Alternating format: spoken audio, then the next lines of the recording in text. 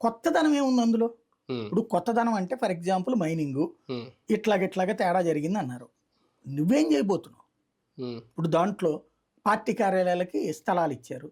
రాష్ట్రంలో అవును. పార్టీ కార్యాలయాలకి ఇచ్చిన స్థలాలన్నిటిని క్యాన్సిల్ చేస్తున్నాం. అది కదా అప్పుడు శ్వేతపత్రానికి ఉపయోగం. లేదా శ్వేతపత్రం అంటే అర్థం ఏంటి? 2014, 19 మధ్యలో నువ్వు ఇచ్చేన్నావా లేదా? హ్మ్. అది రాశారా? హ్మ్. అప్పుడు పార్టీ కార్యాలయాలకి ఈ ఉద్దేశాలతో ఇచ్చాం. ఇప్పుడు పార్టీ కార్యాలయాలు వీళ్ళు తీసుకోవడం తప్పని ఎట్టంటావు నువ్వు?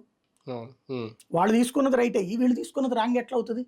వాళ్ళు తినేశారని చెప్పేదానికి అర్థం ఏముంటది అందులో? హ్మ్. బేసిక్‌గా శ్వేతపత్రం అన్నప్పుడు ప్రాక్టికాలిటీ ఉండాలి. లేదా హ్మ్. పరిష్కారం ఉండాలి. హ్మ్.